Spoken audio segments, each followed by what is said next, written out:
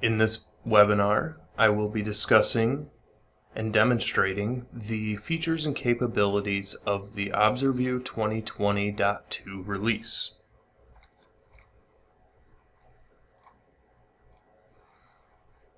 ObserVIEW 2020.2 has a major new feature, and that is the Live Analyzer.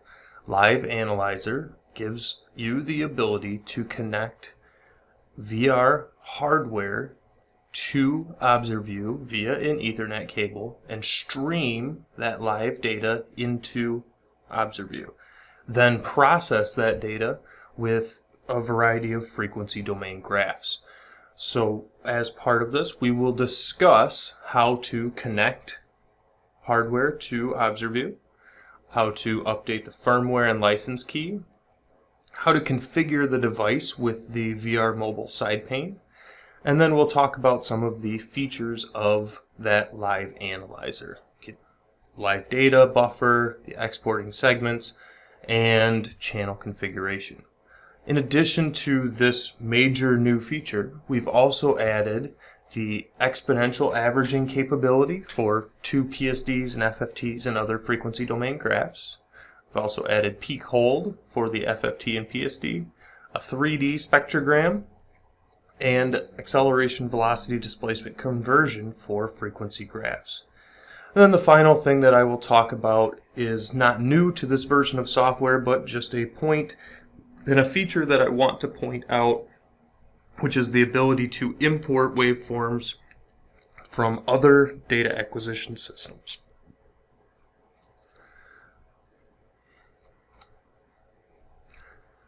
First, we will look at ObserVIEW Live Analyzer, and I'm going to walk through a couple of slides, and once we complete the slides, we will jump into the live demonstration.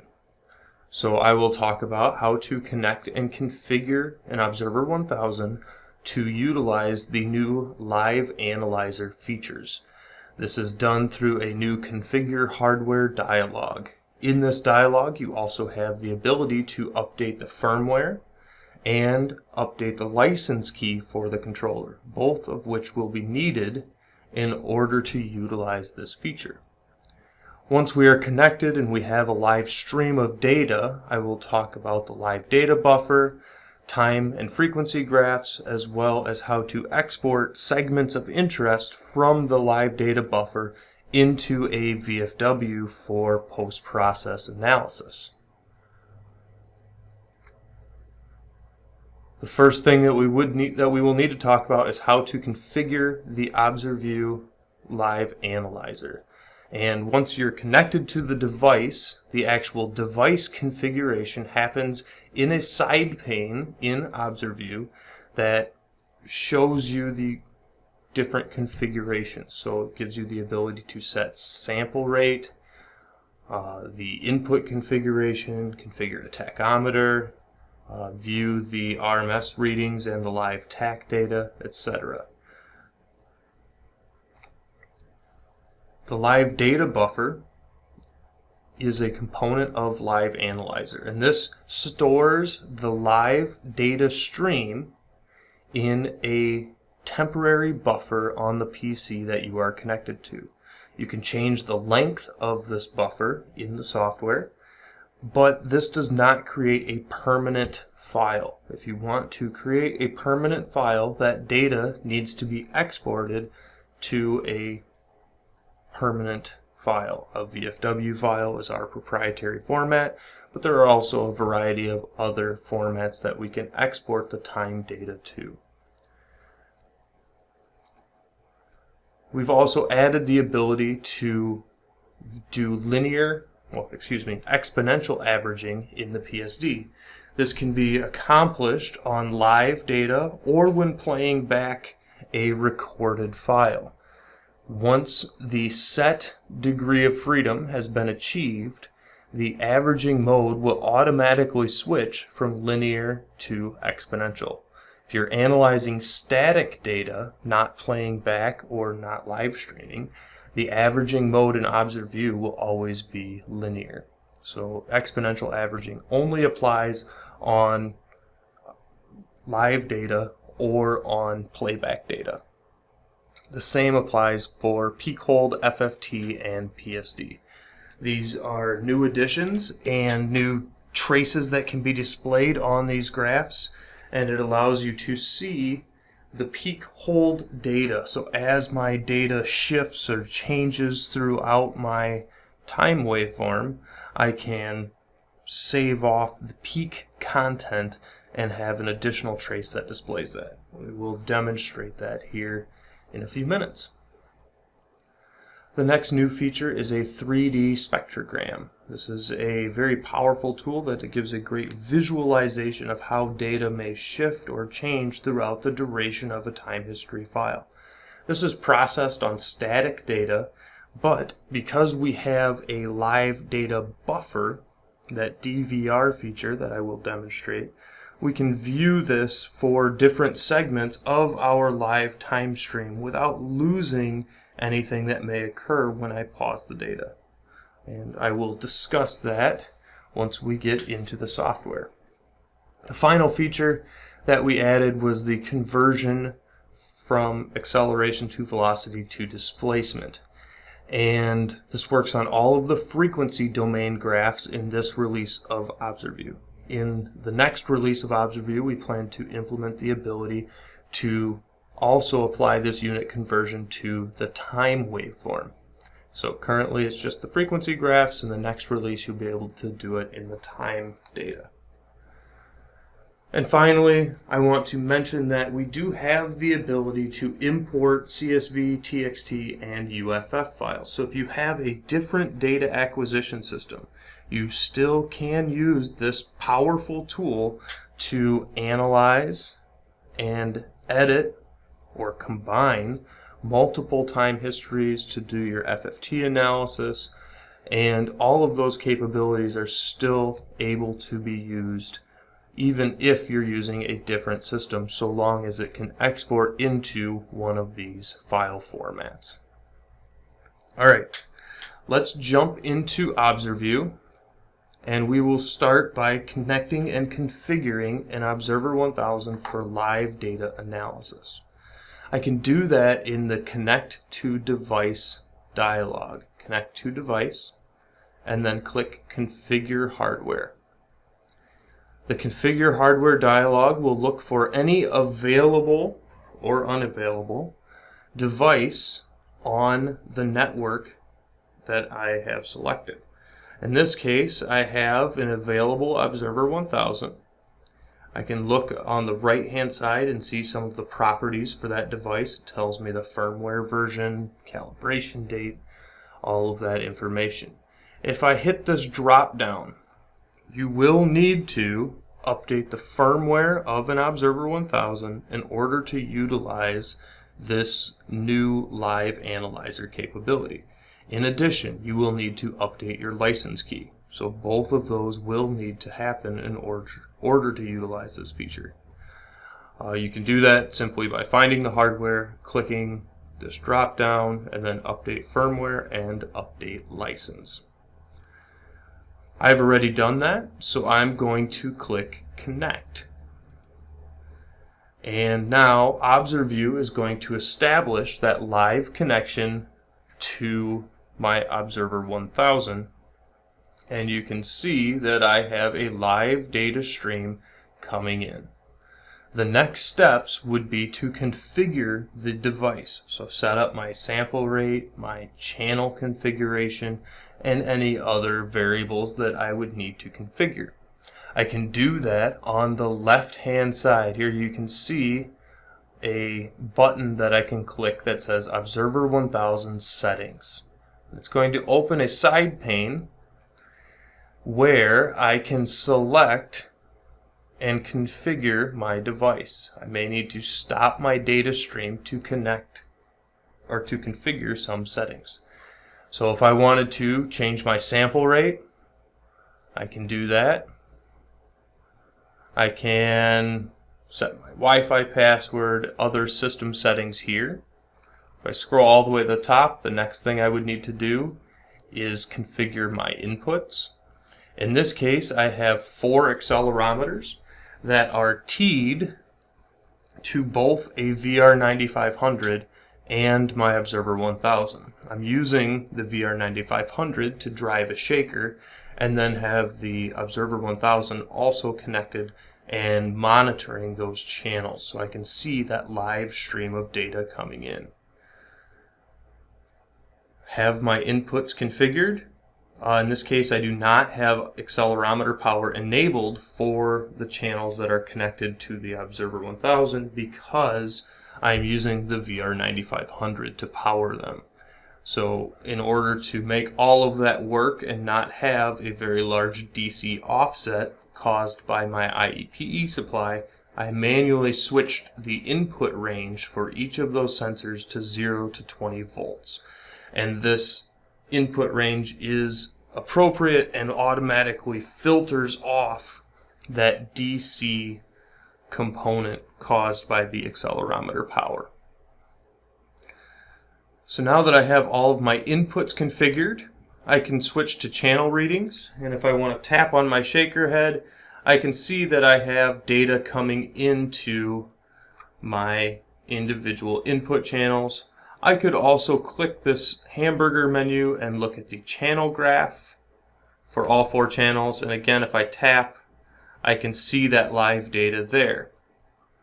Now, if I hit play to start streaming data, I can again tap on my shaker head and you can see that live stream of data coming into my ObserView window. So I'm going to close my Observer1000 settings. I don't need to keep those open. I have my live stream of data coming in. Now let's talk about some of the other features that are available and that really highlight the live analyzer. And the first is going to be the buffer. And I have a test on my 9500 that I'm just going to start in vibration view that's going to run in the background, and it's a sign on random test with some moving sine tones so that there's just something of interest happening in my data stream.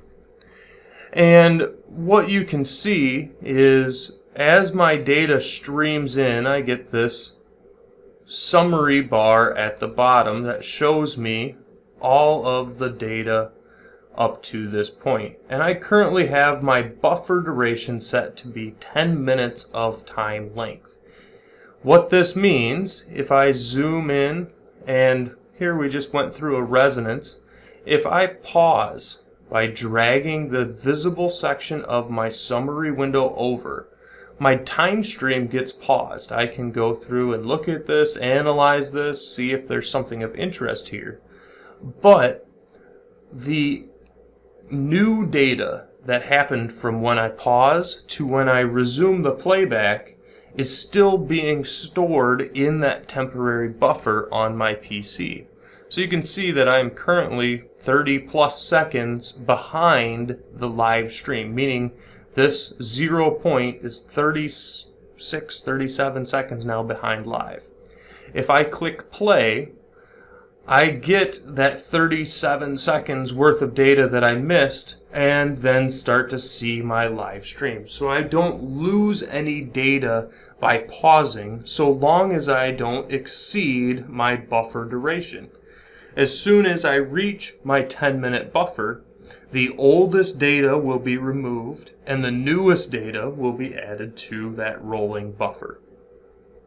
This is a very, very powerful tool because it allows me to quickly go back and look at something that happened, analyze it, and then resume my live data stream so I can see what is going on live on the shaker. In this case, it could be whatever I'm acquiring data for. This is not always to be used on a shaker. It just so happens that we are a controller company and I have one readily available to use. So there is the DVR feature. Again, very powerful. All I need to do in order to utilize it is to drag this summary window over and I can go and analyze a different section of data, then click that play button and it resumes the live analysis and displays any data that happened from when I paused to when I resumed the live feed. The next features were related to the FFT and PSD. So we'll first look at an FFT graph. I click Add Graph and open an FFT. I can see my live FFT being displayed. This FFT will shift, will move based on the settings that I have in the trace properties on the right hand side. The new feature is this peak hold checkbox. As soon as I check peak hold, I'm going to have some additional traces that are displayed on my FFT. You can see that I now have some dashed lines and some solid lines. The solid lines are the immediate data. The dashed lines are my peak hold. So here I can see that this tone is moving. And I can see the peak hold data for all of the FFTs that are included in this blue dashed time window. And that's going to start as soon as I enable peak hold and just continue to expand.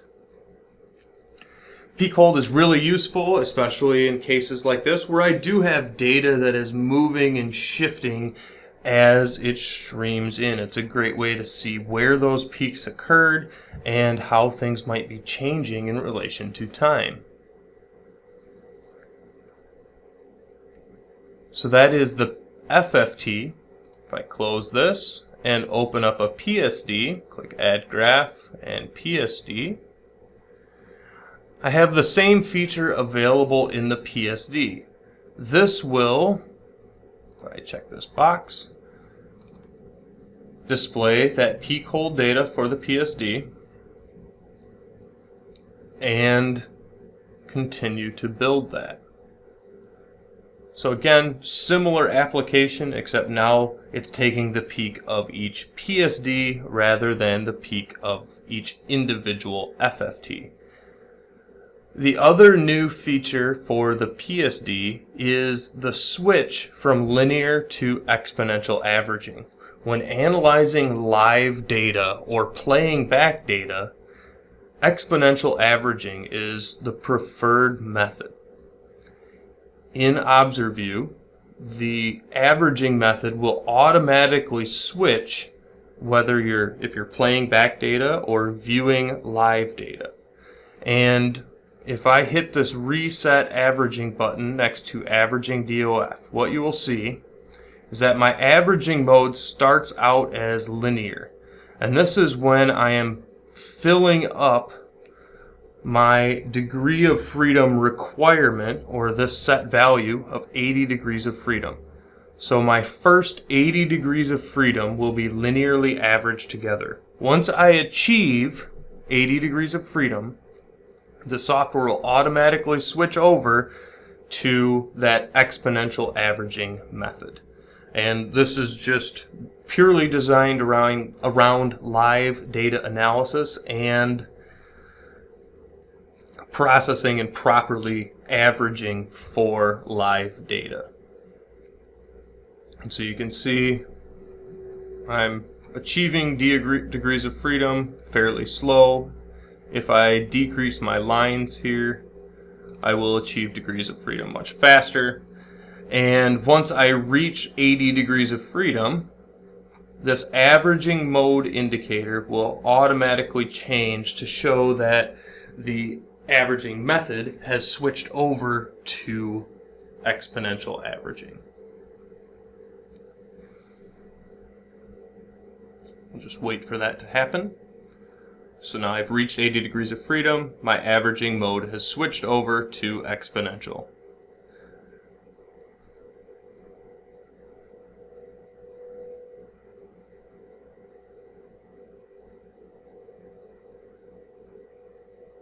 All right, so this is the fundamentals of Live Analyzer.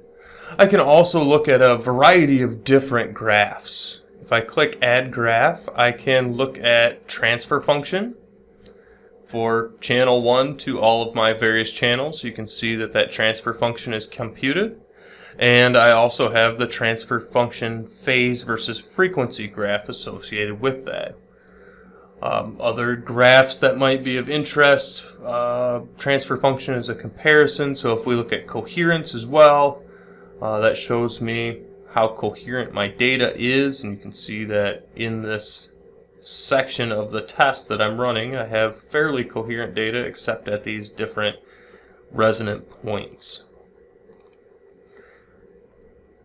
In addition to all of that, we've added another new graph in previous, so this was added in 2020.1, but the spectrogram time versus frequency plot. Now this will not work on live data, but as soon as I pause my data, my spectrogram will begin to calculate for the highlighted segment. So there I can see that spectrogram. This is, again, not brand new. The new feature in relation to the spectrogram is this View as 3D checkbox.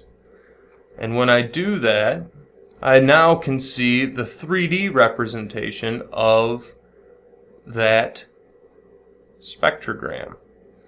In here, I can clearly visualize how things are changing in both time and frequency, and see how that might affect my resonances or excite different parts of my product. I can change the different channels.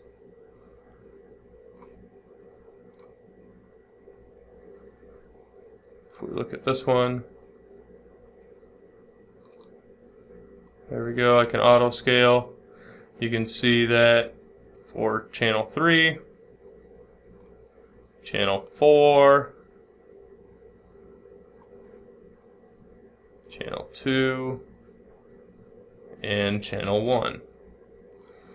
If we look at, just pick channel 2 for simplicity's sake, I can also add, well, let's just first sync this floor a little bit so we get a little clearer picture. I can do that by just dragging in this axis. So I've eliminated some of the extreme low amplitudes.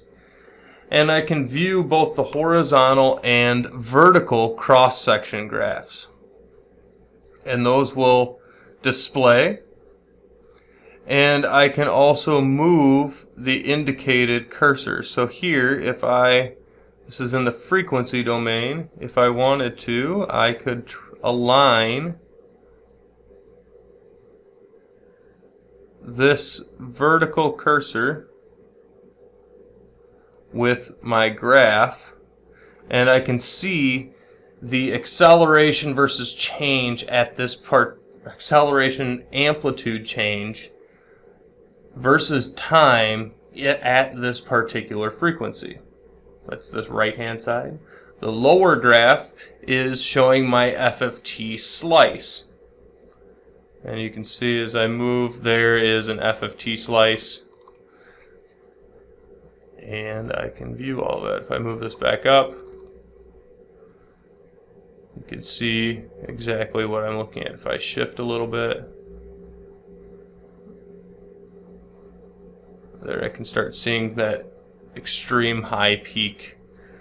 And if I remove the 3D, I could also move this and this cursor and align it on those points and see where those are in relation to a specific frequency, as well as FFT slices in the time domain. So I've been paused for a while. You can see that I've missed almost 200 seconds of my recording, or essentially the analysis that I'm trying to do live. If I hit play, now I get all of that data coming in. What you will notice is that my PSD, my exponential averaged PSD, did not reset. I'm not recalculating that PSD. Also, my peak hold data on my PSD did not reset. So those calculations are still being completed in the background, even though when I pause, that's not being included. So now that I've paused, you can see my PSD is recalculating every time I move it, and I can see that as it changes. But as soon as I go back to play, my PSD is still fully calculated, and the peak hold data is still fully calculated for this duration. So again, very powerful tool, very simple to use, and very convenient. One other feature is the ability to actually save these segments. As I said, the buffer is a temporary file. It's not something that's permanently stored. If I want to save off this time domain segment so that I can process it later and look at other data if something of interest might happen, I need to export this data. And I can do that by highlighting a segment in the summary bar, then clicking Export Data. The export menu will pop up, and I can check this Export Summary Graph Selection Band. So that will export just what I have selected. If I do not have that checked, it will export everything in my live data buffer to a VFW file, or if I want it in some other format, I can export that to some other format. So those are your two choices. You can either export the whole thing, or if you want just a segment of interest, you can highlight that in the summary graph selection band and export just what is in the selection band. Alright, so we've talked about, if we look at our presentation again, so we've talked about connecting and configuring an Observer 1000 for use with the live analyzer in ObserView. That again gives me the ability to view that live stream of data coming in and dynamically analyze that live without having to post-process the data. We also talked about the importance of the live data buffer and how that allows me to focus on segments of interest without losing that live stream of data and without missing anything. We talked about how to export either segments or the whole buffer to a VFW file. We talked about exponential averaging and peak hold. We looked at the 3D spectrogram.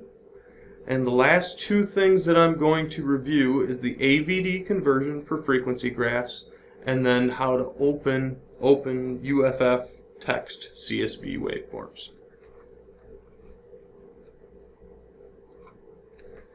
So if we look in ObserView, the first was the conversion. And we'll just do this on a simple FFT graph rather than some of these more complex transformations, just because the units are a little bit nicer.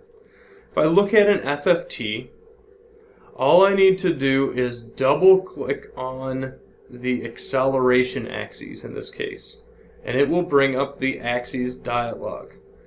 In here, I can enable unit conversion and switch between acceleration, velocity, and displacement units, and you can see that those are being calculated. This also works for live data, so if I want to view my displacement FFT, I can do that on the live data stream with a live FFT, and I can view the peak hold data of that live FFT as well. So that all functions, and the way to manipulate the units to switch between acceleration, velocity, and displacement again is to double click on the unit and change back to acceleration, velocity, or displacement. The last thing that I would like to discuss is the ability of ObserView to be used with not only vibration research file types.